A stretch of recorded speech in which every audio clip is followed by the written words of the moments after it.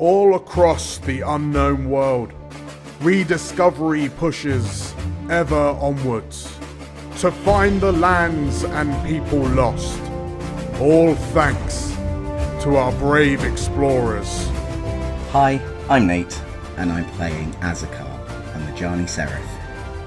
Hi, I'm Dan, and I'm playing Vanya, the Wolfkin Warrior. Hey, I'm Livy. I'm going to be playing Rayri, the Sprite Ranger. Hi, my name's Theo and I'm playing Cal, Sangavar Guardian. And my name is DM Dan. I'll be the GM in these adventures. The further we go, the more we learn of these magical tales from elsewhere. Hello and welcome to Explorers of Elsewhere live. First time, nailed it. I am DM Dan, and I'm joined tonight by by Theo, Nate, Livy, and Dan. Hello. How are you doing? Good. Doing good. Marvelous. Yes, ready to roll indeed. We started a new campaign. In a new campaign setting. We're playing Daggerheart in the Elsewhere setting, and we've got brand new characters. We've got a brand new adventure. We kicked things off a fortnight ago, where your four characters, Cal, Azakar, Rayri, and Vanya, step through a portal to one of the fledgling explorer settlements, a small little quaint town that very few people have heard of called New Prosper. And yeah, you've arrived to give your help.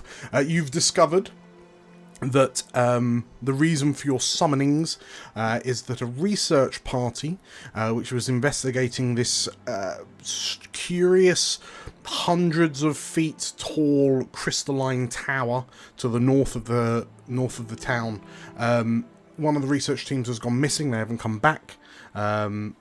It's the first time it's happened. They've been gone for about a week to a week and a half, and you've been asked to go search for them to bring them back to safety. You've met a couple of curious characters along the way. The surly sheriff of New Prosper, Comstock, the sort of like the heartful councillor of the town, Milia, a rather curious older Laravar gentleman down on the beaches called Victor, as well as a slew of other characters and NPCs. And yeah, off the back of the request, you have been given your directions. You've set off northwards to the Crystal Tower, which you are told is surrounded by a forest of crystalline trees, which have been gone through a process of crystallization due to the immense arcane power that this tower once exhibited. And in this forest, you have come across three keepers.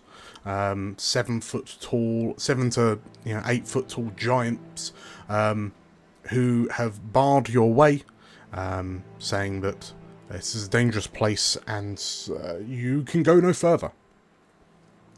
So, we return to the four of you in a bit of a standoff. In the middle of the three keepers is a younger keeper man, like a barely out of boyhood, you suppose, and having planted a spear in the ground that you feel holds some large amounts of importance to the keeper, who has informed you that his name is Elmin. He has told you, "I'm sorry, but we cannot let you pass," he says. The four of you see these two keepers flanking him, kind of eyeing you suspiciously. One of them tightens her grip on the haft of the hammer that she carries, whilst the other sort of like has you notice a primed crossbow at the ready. But if we switch through, we find the four of you, standing off against these 3 keepers. So, as Elmin tells you can go no further, what do? You notice that tensions are running a little high. Let's say Rayri, you're at the front of the group. What are you doing right now? I think she's just so Vinny's a little bit suspicious, I would say.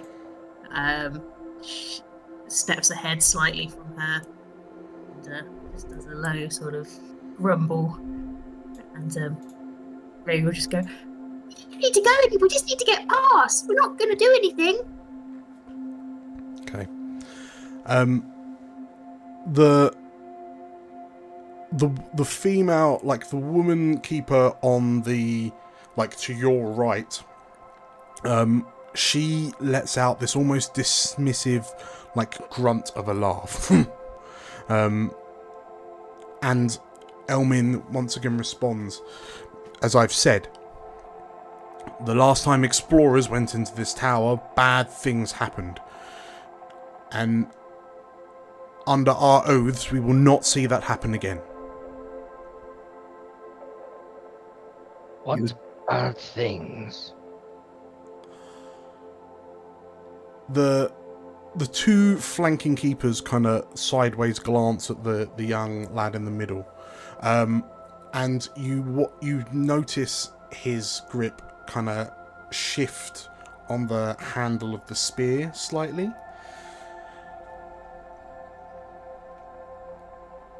The tower is a focus of evil, malignant forces. It corrupted, it divided, and through its power, someone very dear to us was lost.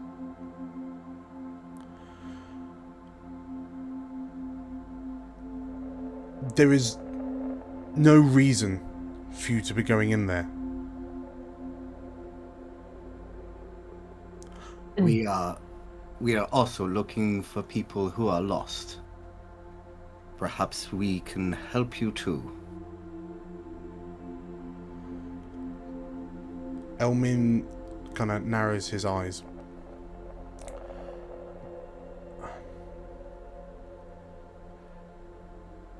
I'm not entirely... How can I trust that you're not going in for nefarious means? Who are these people that are lost? They are... We are looking for a bunch of researchers. Like bookish types, glasses, books. They were sent Seen them? They were sent from New Prosper. We are here to help them find their researchers. You come from New Prosper? Yes. We come on behalf of Sheriff Comstock. The keeper purses his lips together and he takes a deep breath and sort of like his back straightens slightly. You come with Comstock's blessings? Yes.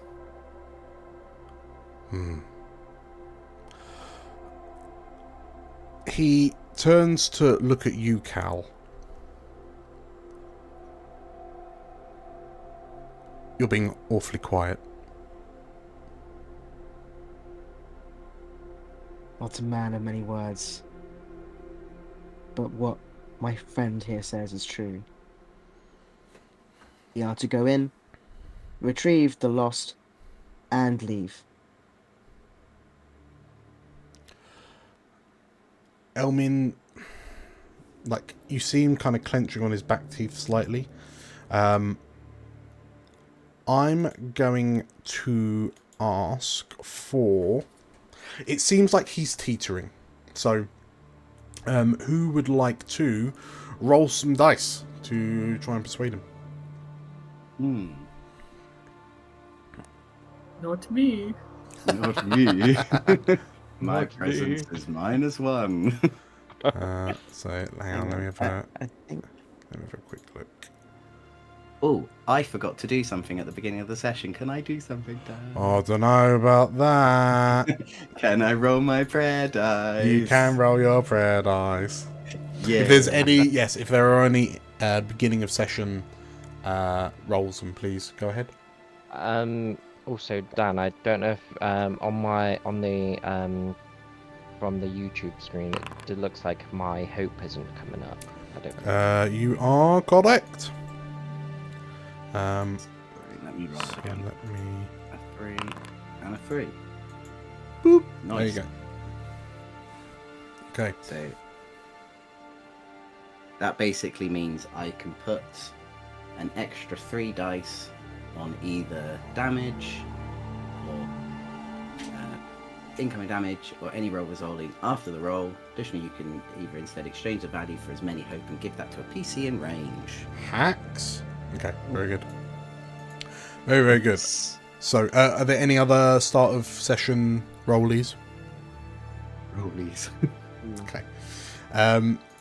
So, in which case, yes, if anyone would like to throw some bones, I'm imagining you're going to be... This is going to be some sort of presence check. So you're trying to charm, perform, or deceive. Hopefully not the latter. I mean, I have an ability called Bold Presence. So whenever you make a presence roll against a hostile target, which I'd assume they'd be a hostile target if we fail, Yeah. you can spend a hope to also add your strength trait to the roll, and my strength trait is +2. So at the moment, my presence is 0. But with Bold Presence, it becomes +2. I Okay. don't know if that means anything, if that's the best one in the group or not. I've So got as well on the I think it might be. presence. I think it might be. I mean, yeah, I'm game to use Bold Presence and take that hit. Considering Cal was the last to speak, it feels thematically the correct. Sure. So does that cost a hope? It does cost a hope. Yep, Okay. 1 hope down. So I'll drop you down to 1. Okay, in which case, yeah, go. Feel free. Roll with a additional +2. Okay, let's do it. I think Mm. just because of the scenario we're in, we want to make sure this succeeds. Well, it succeeded, I think. That's a very high roll, but with Oh. fear. Sorry, I didn't see the roll there. Succeeded, but not maybe as planned. Not really as planned. I mean, 12. It's a 21. 21 with fear +2. So you're 23 plus fear. So Okay. I put in the shits up this keeper, I think. But yeah. Okay.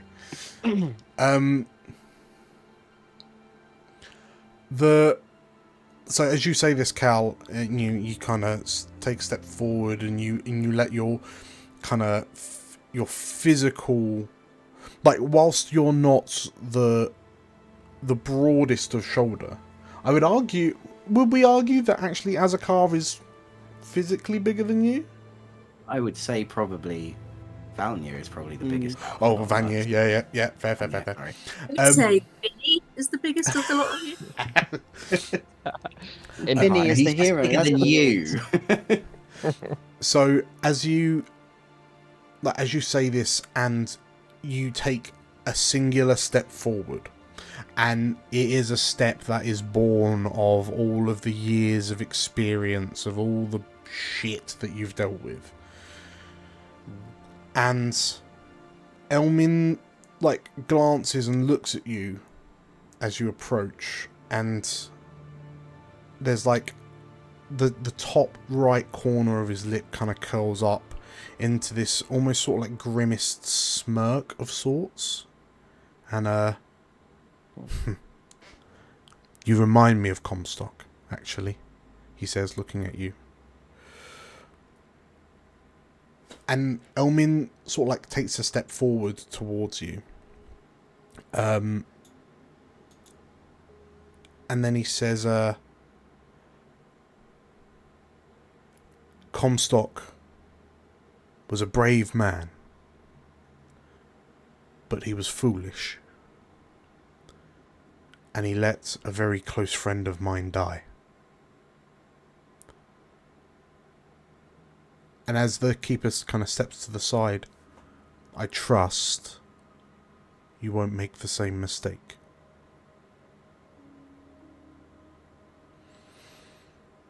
And while the three keepers still feel kind of standoffish, but at the very least they have kind of opened the way to the crystal tower, that you can see the side of it kind of off in the distance through the crystalline, like between the crystalline tree trunks, that kind of pepper your path in front of you.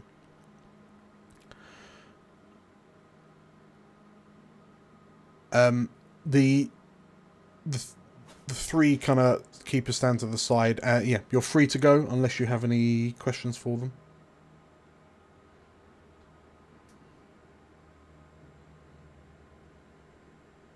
You seem to know this area well. Is there any dangers we must be aware of?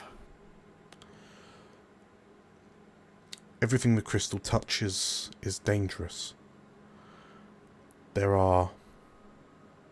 I've seen what its corrupting influence can do to someone, to something.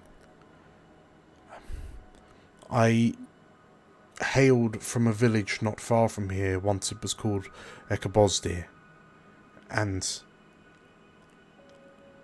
I watched many lose their lives to creatures that were transformed by this foulness. And so you see him sort of like look past you at the tree to your right, that juts from the ground like this stalagmite.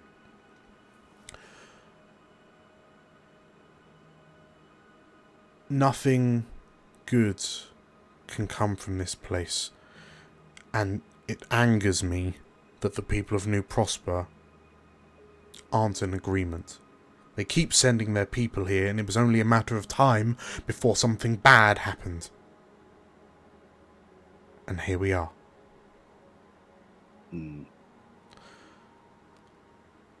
I haven't been in the tower, but there are some things that you know of even without experiencing them. I dare not tread in a place like that. Wise words for such a young being. But we have a job to do. And he bows. The keeper sort of like nods his head in response to your bow. Anyone else got any questions while the dialogue box is open? What do you mean it corrupt? Like, can we touch it? Are we not allowed to touch it? Are we like, ooh, like, try not to touch it? The crystal, it's corruptive.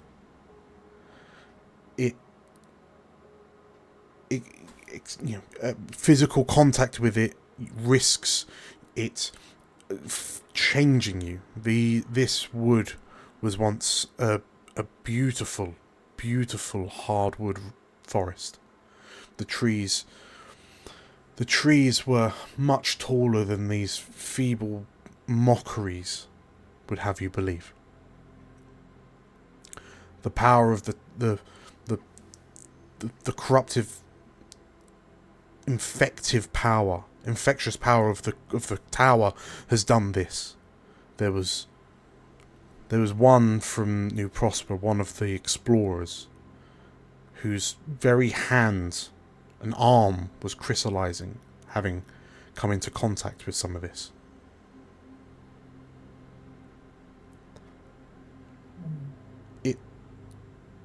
For your own safety, I would suggest not letting it touch you ever.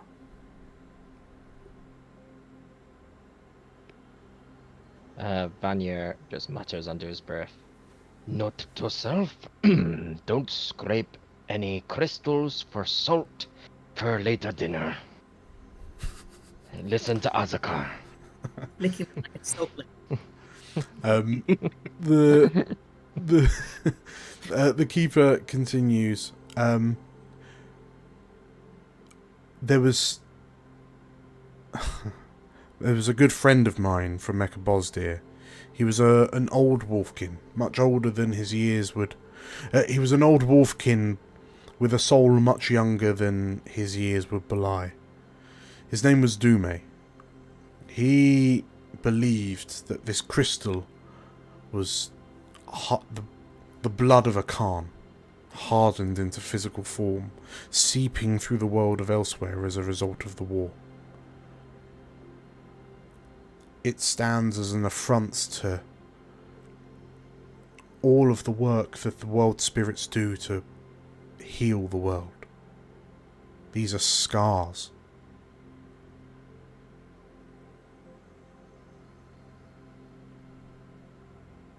Maybe it is like a thorn.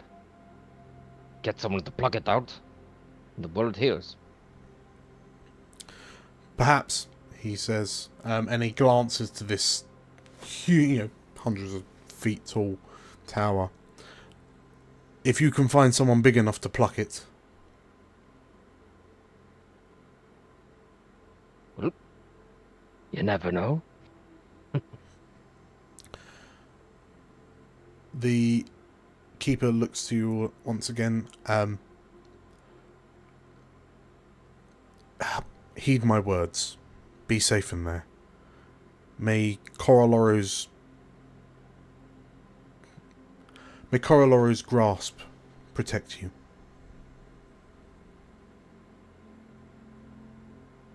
Thank you. And may Aya's light protect you also. The keeper smiles slightly and nods. And yeah, the three keepers completely move out the way to give you free access. So yeah, as we're sort of starting to make our way past them, I think I'll, looking towards the others, be like, "What is a Gorlolo?"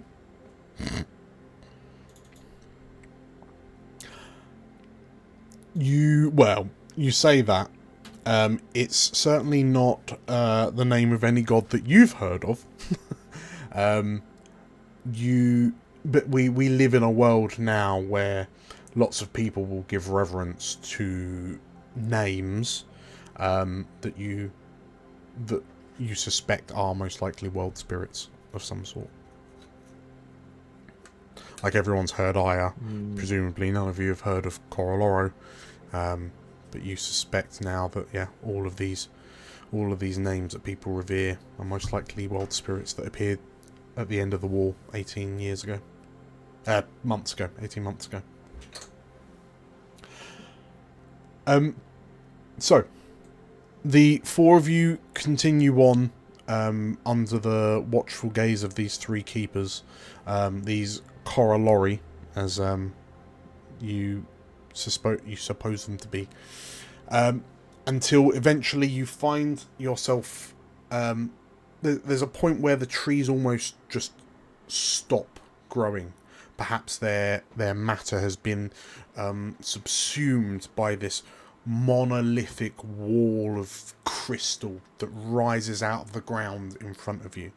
And as you look down, you notice that even the ground that the crystal is embedded in, like the ground around it, is appearing to crystallize itself. So much like an infected wound, it's kind of seeping out, and you can see that the particles of dirt and kind of the debris, the forest debris, or what would be forest debris, slowly kind of becomes glass-like until it achieves this light blue pinkish hue similar to the crystal tower in front of you. And it's about 4 o'clock-ish, like it's mid-afternoon, and the sun, as it's starting to peel down back towards the horizon, you can see kind of reflects down, and the light kind of kaleidoscopes off the side of this tower in, frankly, quite a beautiful way. But you notice that whilst some of the sunlight is kind of piercing through the crystalline outer shell, it's not completely kind of translucent. There is clearly some sort of opaque material within. But you can see, like, around, you're at the what Comstock referred to as the front entrance, because there's a number of, like, discarded camping utensils, presumably from other survey teams. You see what almost looks like a little, like, one-person tent kind of thing. That's only about, less than 10 foot by 10 foot square. And there is what appears to be like a wooden frame, like a door, almost a door frame of sorts, kind of malleted, like banged into the ground in front of the tower. It looks like a door frame with just this wall of crystal behind it. You notice that the door frame isn't making contact with the tower's surface, but it certainly looks like a door frame of sorts. On a chair in that little one-person tent off to the left is what appears to be like a register, like a journal register of sorts. And Vanya, you're close enough to see that there are a number of names and dates written down on in the ledger. You presume that this must be some sort of register. Register. What do I see? Any like recent names and dates, like within the past week or something? So, having a little flick through, you see that research teams have been coming quite regularly. Almost, sort of like 2-ish a week, coming and going for the past 3 or so months. It makes you wonder sort of like what they're looking at, what they're seeing that makes them keep on coming back. Because clearly, a lot of people are treading ground in here. But as you flick to the last page that's been filled out, you notice that the most recent survey group went in and spent about 3 or 4 days inside the tower. So you can see them marked in and marked out. The team before has marked in, but has not marked out, and that's about a week. That's about 8 days ago. So there's a team before who arrived but never marked out, and then there's been a team that's gone in and out during that time. Mm-hmm. Surely that must have. That's why. Yeah, I in the team. relay all that information to everyone. So, what do you make of it? How many people were in the team that went in but didn't come out? So you notice that whereas all of the other teams have a list of names, Right. in the missing team, the team that presumably is still in there, you suppose, in rather hurried writing, it says tree +4! Exclamation mark. Tree +4. Oh, tree, not. Yeah. Not as No. in a tree. Yeah. Not a literal tree. TRII +4! Exclamation mark. Smiley face. 5. Well, it seems like it's tree and then 4 others. And yeah, so 5 people Oh, together. 5, yeah. Yes. Little smiley face, yes. which also ties into what Comstock and the Goblin twins Knockenbach told you, that there was a group of 5. Okay.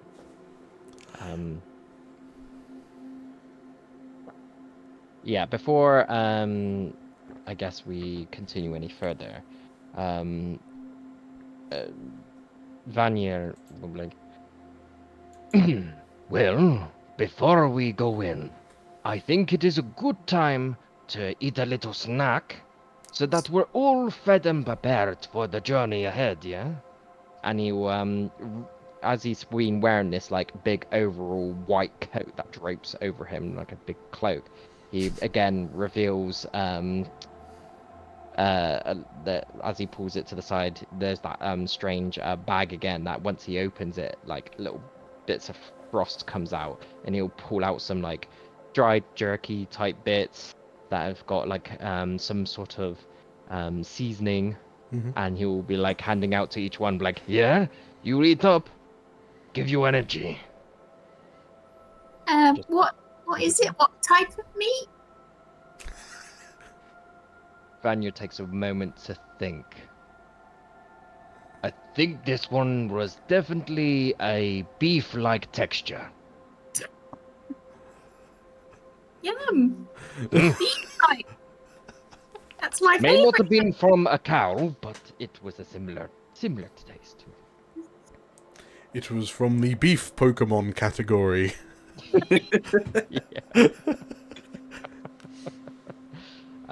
Yeah, so he tries to hand out to the 3 of you to have some sustenance before we go in. 3. Vinny's there. And oh wait, 4 pieces. There is a distinct snarling and growling from the large chihuahua. Throw it up in the air for it to catch. How? I mean, if we were to compare Vinny, your pet dog, to another animal, like what's like size wise? What size animal are we talking? Is it like the size of a goat? I would say bigger than a goat, more like a Good God! more like a well, Nothing bigger like, than a goat. maybe you can ride him, so he's gonna be like. Well, bear in mind you're like what 3.5 foot or 4 4 foot or something. Yeah. So I'm thinking more like Shetland, like small I was- pony. Like I was about Shetland. to say small Shetland pony. That makes sense. Okay. That's hilarious. And because he's a chihuahua, his head is massive. Yeah, it's eyeballs. I just Size of footballs.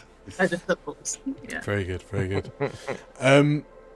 Okay, so yeah, as you're handed out, as you receive these beef-like delicacies from Vanier, yeah, you find yourself you find yourself stood in front of this kind of wooden door frame. What's Hazakar doing? Azakar, he takes the jerky and he goes, "Thank you," and he just puts it away in his pocket. Just off of that beat, Vanya will respond like, "We're glad to have someone with your skills around. I think they will be coming in quite in handy in this corrupted, magic-y place. Good to have you on board." And I'm using a feature called Soldier's Bond.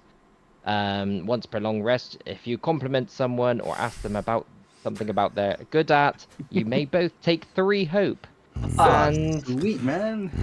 and because I'm role-playing it with my food, you've taken my jerky. And I've spoken to you. That's all I need. 3 hope.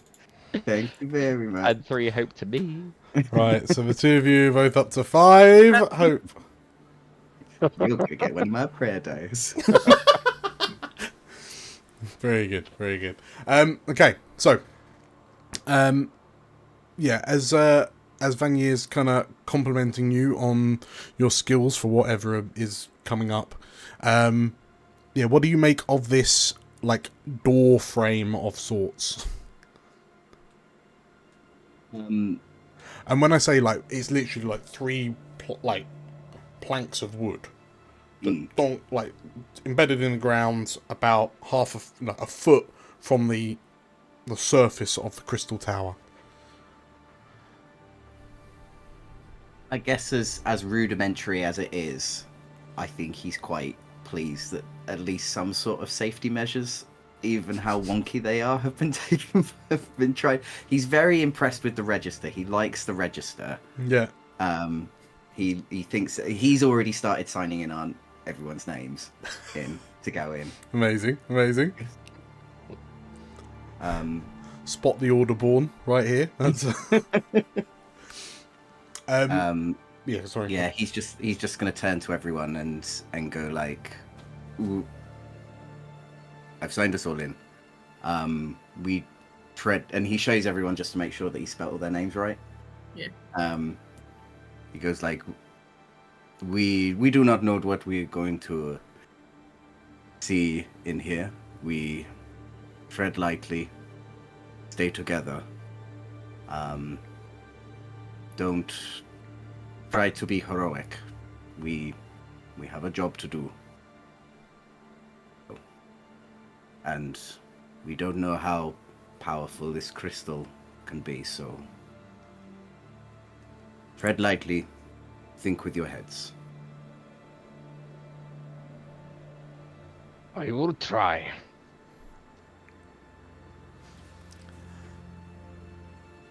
And as you say this, Cal, you notice that the surface of the crystal tower, like the surface of the crystal tower, ripples ever so slightly. What, just reacting to the conversation, or just is this? Oh, don't like that. But sorry, when I say ripples, like you see through this like door frame that the surface of the tower ripples. Yeah. Okay, cool. Interesting. I think Cal will. And by the way, in terms of the jerky, I think he doesn't even ask what it is. He just starts eating it. So he's chill. Like everyone's like, so what is this? And he's just like, nom nom nom nom nom. It's protein, Good, right? He knows it's food. Okay, he went through war. He knows food is hard to get by. So yes, he's not that picky. I feel like he'll continually glance at the door. He recognizes it's. Well, I say that. Can it be taken that he would recognize a magical doorway? Because I'm assumedly the way it's set up is that it is some sort of portal into the tower. Am I allowed to say that Cal wouldn't notice that with some of his? Well, yeah. I mean, background? you having noticed the shimmer on the surface of the surface of this thing. You glance kind of to the left of the door frame, to the right of the door frame, and you don't notice any kind of movement in the surface. Like, it is a solid surface. You see, the light pitter patter glints off it, but like as you glance back to the part of the wall, the part of the tower that's framed by this door, you once again see it looks like the surface of a very still and calm lake. Like the light kind of rolls slightly within it before it refracts. Well, I think it's safe to say that that's the entrance. What, those sticks? Mm-hmm. Looks like a magical portal of some description. Magic. A safe entrance to the tower. Yeah, that old chestnut. So we should get in there soon. Something I would like us to keep in mind, actually, is if there's already been a research team inside and they've not noticed, like, surely if they found the research team, they would have said something, which suggests to me that the previous team have gone in perhaps a little further than the ones who've recently gone in. So we should probably keep that in mind in regards to when we're having a look around. Good See if point. there's any telltale signs of drifting off a path, or if Well, there's a way of sensing that. just as a quick reminder, your minds flash back to because you asked the question, like, has anyone mapped the inside of this place? And the two goblin twins told you that it was discovered that every time a research team went in and drew a map and came back out, it was a different map. So it seems that the interior of this place is quite mutable. It's, yeah. Sure. Trixie. Ignore that then, because Cal would have definitely remembered that. Theo did not. So Cal's is like, yeah, that's it's Trixie. Let's be careful in there. We don't know. Should we go off in different directions? Let's not split up. Really? Let's Did I just say? keep close. Go in on my own, and then you guys. No, no. Stay together. Yeah, but if there's No, lady, no. Remember last time when we had to rescue you from the big blue glob? Do you remember? Do you remember? Do you remember? Do you remember? Yeah, well, I don't remember it like that. I don't remember it being that I was lost. I was just distracted, and then I found a thing. And... Vinny looks at you with the closest approximation to a raised eyebrow that a chihuahua can pull. Oh, yeah. Okay, me and Vinny will stay together. Stay together with us. We all stay The together. whole group. Who's stepping through the door first? Yes, on to Vinny. So we can all... I'll probably just like go straight up to the door after this conversation and say, "It is fine. We got 2 pups here with good noses. I'm sure we can sniff them out." And I'll just walk straight towards the door. Okay. Well, door frame. So you walk, as you kind of pass through the door frame, you notice like you wait for something to happen, and then nothing does. But like the momentum of your step carries you forward, and you realise that at this rate you're about to faceplant into the side of this enormous crystalline structure.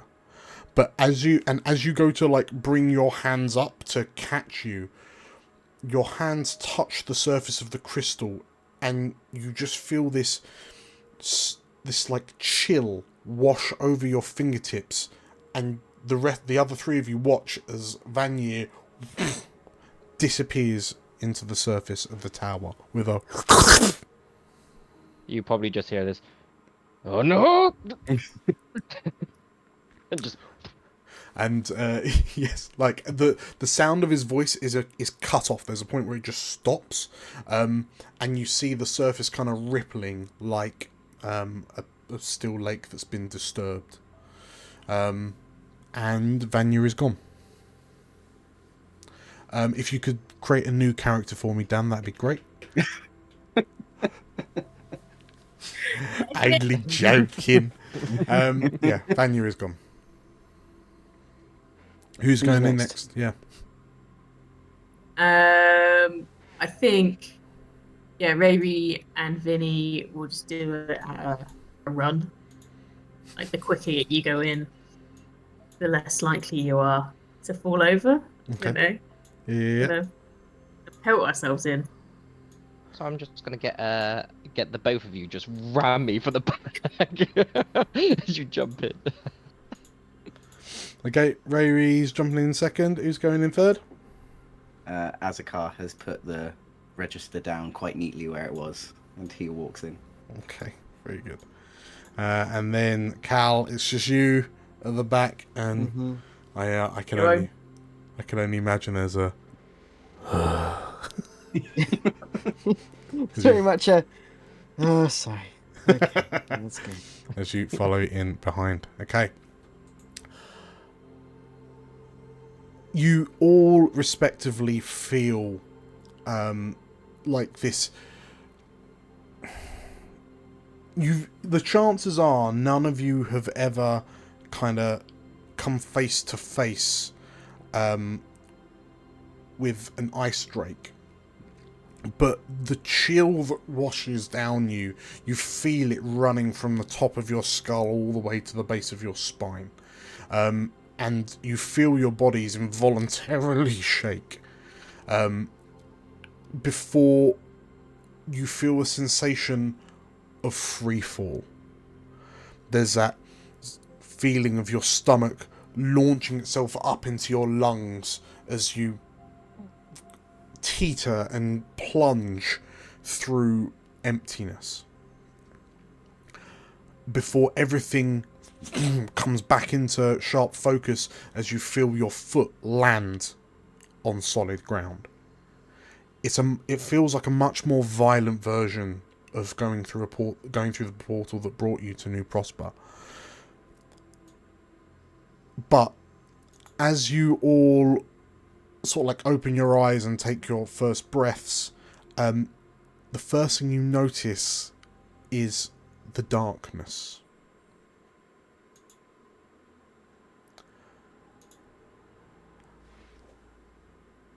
And as your eyes begin to acclimatize, you notice that you're in some sort of cave-like structure.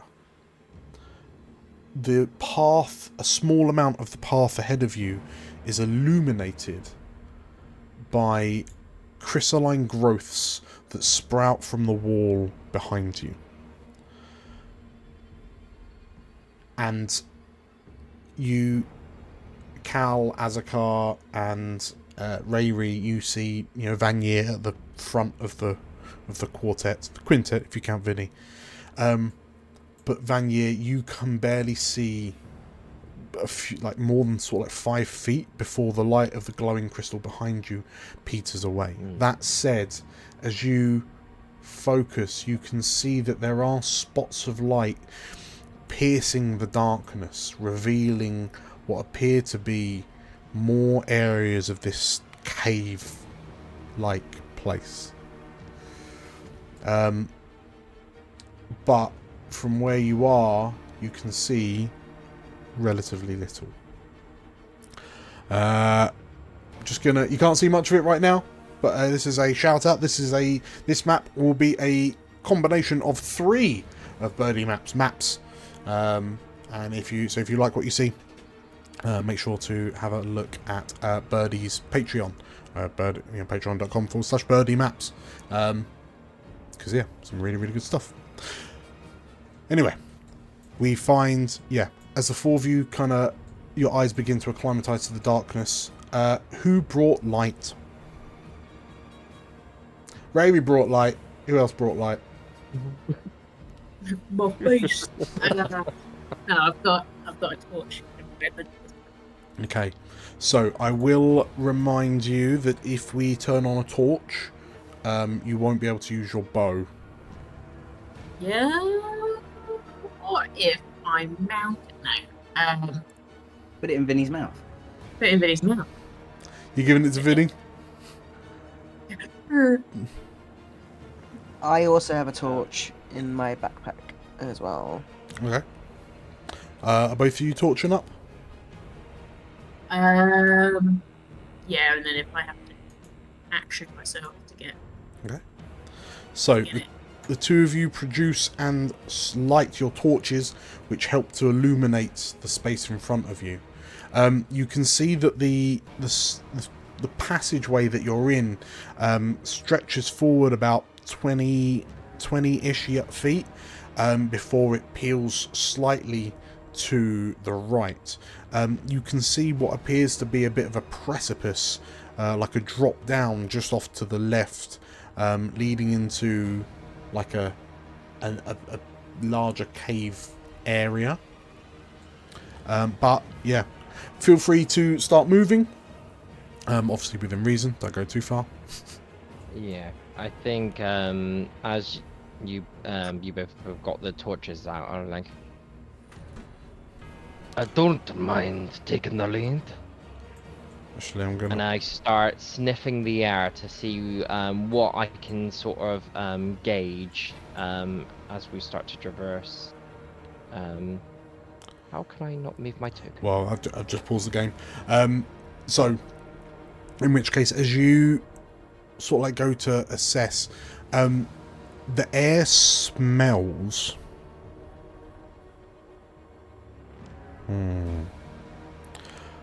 It smells like old, musty, and rancid.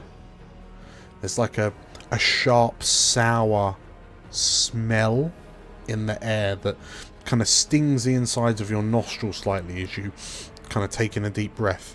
And as you grimace, like taking in your surroundings, you see that the walls themselves are kind of rocky for the most part.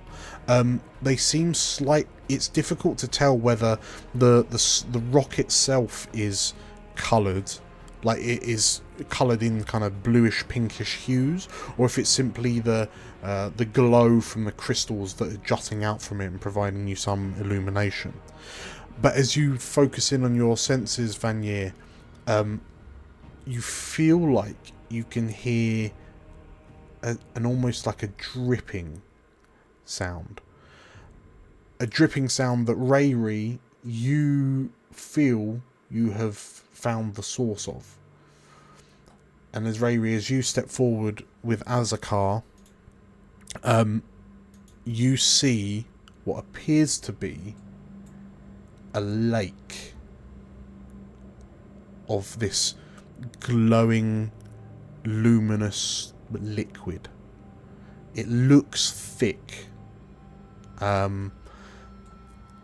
You see that there's about a 10-foot drop in front of you. That's the area marked out by these little triangles. But yeah, there's this kind of large kind of, well, this lake of, yeah, this liquid. You notice that around the edge of this lake of sorts, there are, you know, what you would assume to be bush-like plants, almost, you know, like you would get these kind of large-leafed plants around the edge of a pond, for example, and you can see sort of like vines and like budding flowers sprouting from the top of them. And it would be normal to look at if they weren't entirely made of crystal. And Rayri, Rayri and Azakar, as you watch the surface of this kind of lake, you can see that light shimmers off it in ways that it shouldn't, and there's a quiet but constant.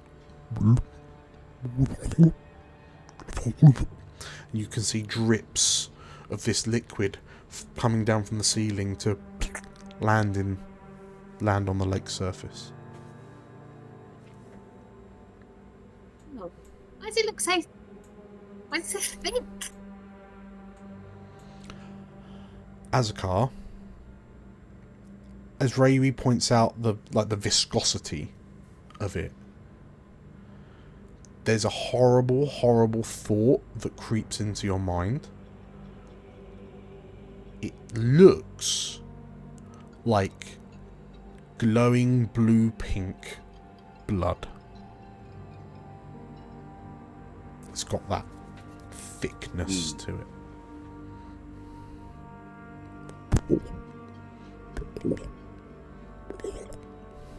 I am not sure what it is, but I would advise you stay back.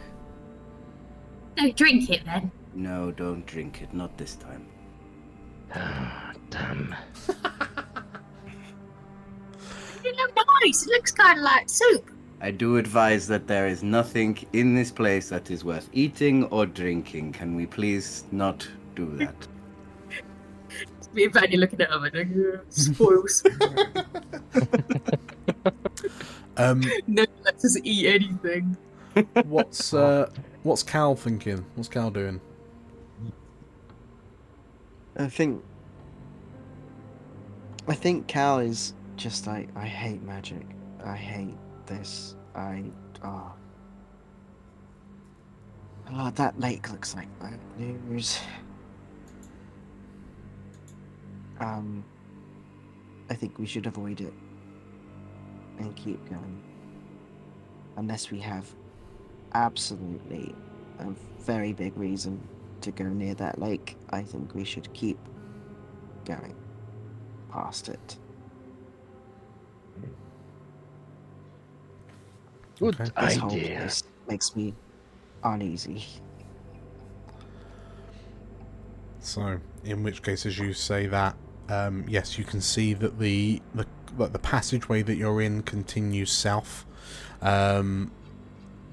Rayri, with your torch and the illumination from kind of crystal growths that sprout from the walls, you can see that the pathway continues south, and to your concern, you can see what appears to be another lake-like surface at the end of the tunnel. Oh, lake! You see, as you approach, that leading to, or maybe from, you're not entirely sure, because it moves so slowly, but there is a stream of this kind of glowing liquid that flows as you approach off to your left. That, like, following it, you see it cascades. You suspect that it must be flowing from this smaller lake, to be sure, because it seems to be cascading down a 10-foot drop into a lower tunnel. On the other side, though, you see that there's another section of the cave, roughly the same level as you. So it would seem that this liquid is flowing into like a chasm, a chasm 10 foot lower than you. But Vanya, as you approach, you notice that the lake itself, this liquid, is giving off this iridescent glow that illuminates, and it shifts ever so slightly. It's quite mesmerizing to watch. But again, around the edge of this lake are plants that look as if they've been made from glass by some sort of artisan. Well, being looking like there are two slopes from the path we've been traveling, and now I'm quite used to traversing the ridges of the world. May I advise we tread back and go on the shallower slope, because I think especially this one that seems a lot deeper also has trails of water which might be a little bit slippery.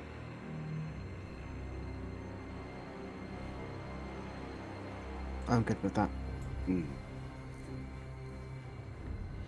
Okay. So are you heading back from whence you came? Yeah, heading back to back to this the slope because it's a triangle. shallower slope, Sure. I think. So, upon kind of heading back, you notice that you spot that stream that was flowing from the smaller ponds, kind of trickling in front of you, that snakes between the various kind of crystalline plants. And it would seem that this large kind of lake of sorts is being fed by droplets coming from the ceiling, and you're glancing up. It's a bit hard to make out in the murk, but there appear to be stalactites made of these crystals, like they're spearing through the ceiling, and this stuff is kind of collecting in heavy drops on the tips of the spines before falling towards the surface of whatever this is. Question to the DM. Answer for the PC. Now, this might be my D&D brain thinking here, but can I check the ceiling around just to make sure that there aren't any creepies hiding away up in the ceiling, or maybe if there's nothing really hiding up there, maybe it's a case of making sure that wherever we're traversing, we're not underneath something that has quite a lot of drip. Sure. To make it a safer path for us to traverse in the cave. What literally have a lot. To try and avoid the drippiness. Sure. If there's nothing hiding. Yeah, chuck me a perceive. Instinct So instinct, yes. Yeah, I'll do instinct, and I'm just checking my my skills. Yes, because I've got a skill, an experience, heightened senses. Okay. So could I spend a hope to add my heightened senses to this roll, please, DM? I mean, you've got more hope than God, so sure, why not? Yeah. Okay, so 1 down to 4 hope. Yep. And so this will now add +2, so making a total of 4 +4 to my roll. Okay. So here we go, folks. I rolled 24 with hope. 24 with hope. Okay. And I'm opting, before we continue, because I'm a warrior called the Slayer, I'm foregoing the hope that I'm getting from this, to add a d6 die to my Slayer die pool. Okay. Very good. I'm not getting a hope from that. Sure. Okay. I'll leave you at 4 then. So, as you, like, your eyes now having accustomed to the gloom a bit better, you notice that, like, over this large lake and the small pond, further down the corridor that you've just walked away from, there seem to have been these kind of crystalline stalactites over those areas. You suppose that might be why it's pooling here as much as it is.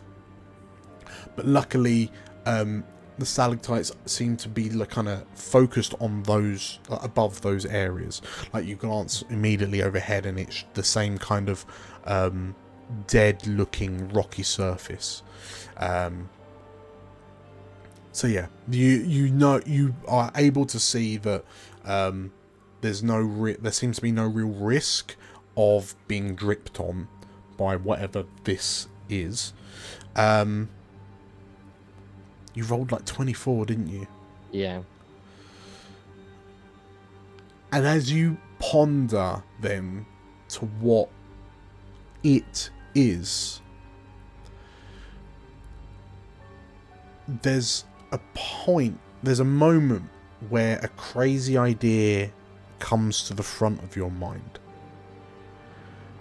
And the other three, you can almost see the cogs turning in Vanya's head.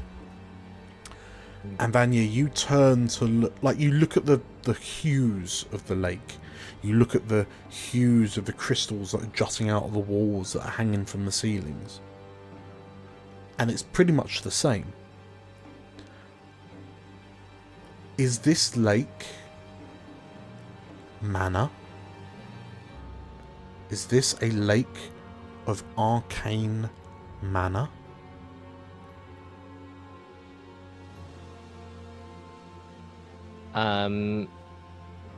As that thought comes to the forefront of my mind, and in turn, Vanya will sort of mutter, "Mana. Is that just a pool of mana? You folk, what do you think of this?" As I start pointing towards the pool, as it's not the most intelligent in the world.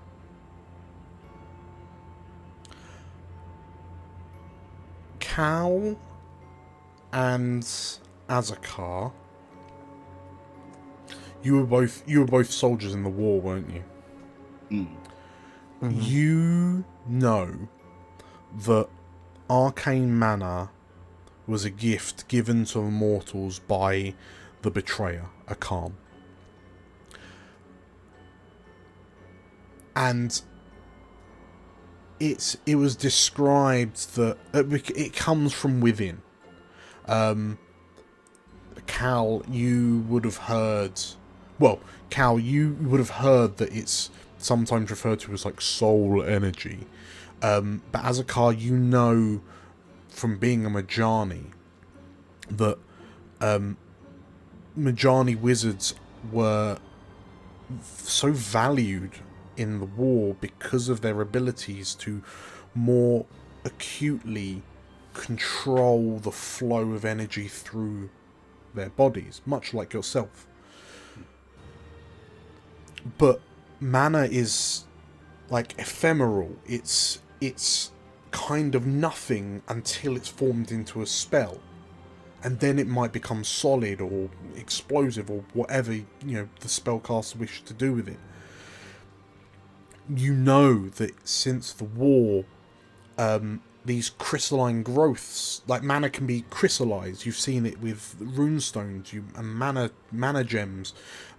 Since the war, kind of more natural, corruptive, arcane crystals like this place is, that's becoming more commonplace. But to concentrate so much that it liquefies, it's like you're seeing liquid oxygen. The concentration, Azakar, frankly, scares you.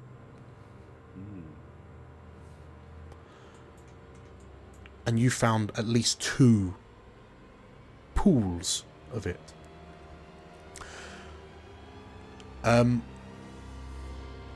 As the 4 of you stand looking at the surface of the pool, Rayri, you notice just, you know, near the kind of the shore, the shore near you, a small little bubble rises to the surface and pops.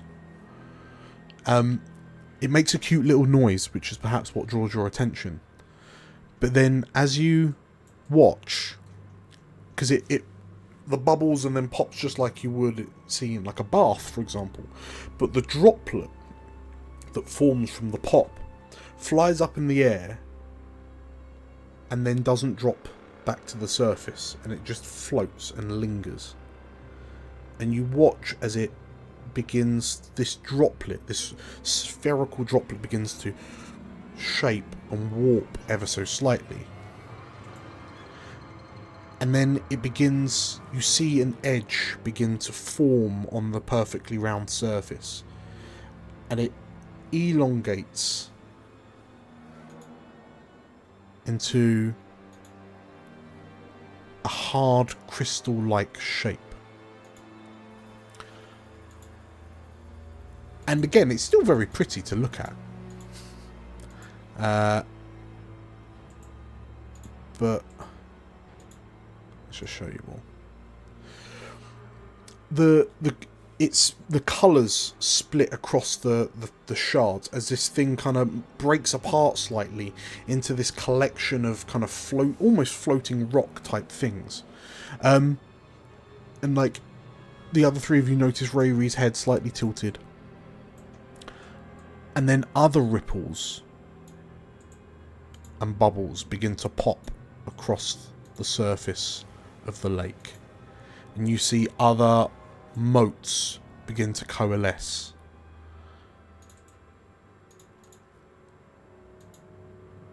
And while that's happening, are any of you for doing anything? While these are just kind of floating up from the surface? Look how pretty! Oh,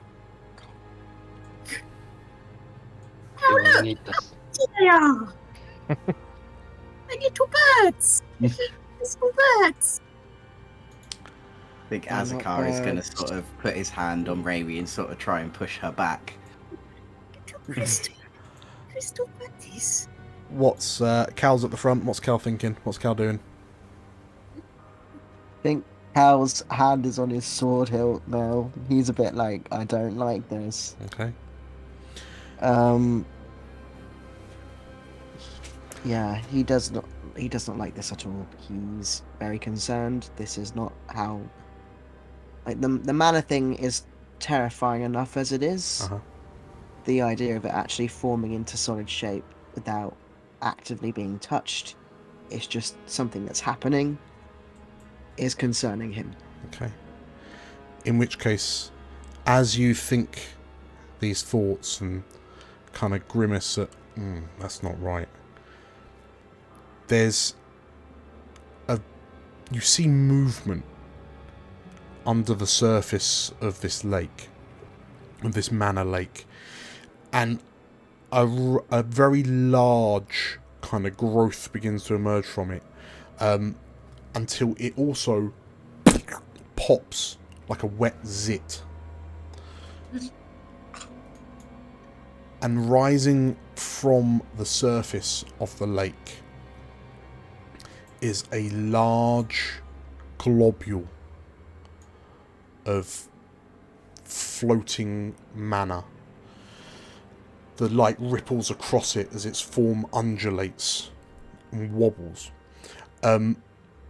And Cal, as you as you feed that dark thought, as you grip the handle of the hilt of your sword, the orb seemingly ripples angrily in response. And as you watch the small motes that have emerged from the lake begin floating towards you,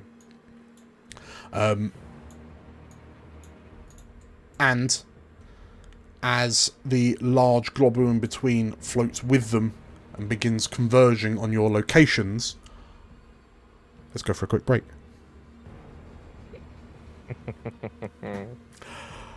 Cool. So we are gonna be away for about 15 minutes. Yeah, make sure to stick around. If you enjoyed it, make sure to hit the like button. Comment down below on your thoughts, especially if you're a bit more versed with the Elsewhere lore, how you think that this is all panning out, and how you think our adventurers are going to do in the face of this living, floating mana. Yes. If you want to see more of this, make sure to hit the subscribe button and the bell icon for notifications of when we release new videos. We've got this campaign running. We've got Elysia Rising, which is the Blades in the Dark campaign running. We've got Fallout, London, Let's Plays. We've got all sorts. We wouldn't want you to miss out. So, yeah, do yourself a favour. Hit subscribe, hit the bell icon. Beautiful. Right, I will see you beautiful creatures in 15 minutes, which means 9:28. 9:28. 28. Cool. See you all in a bit. Bye.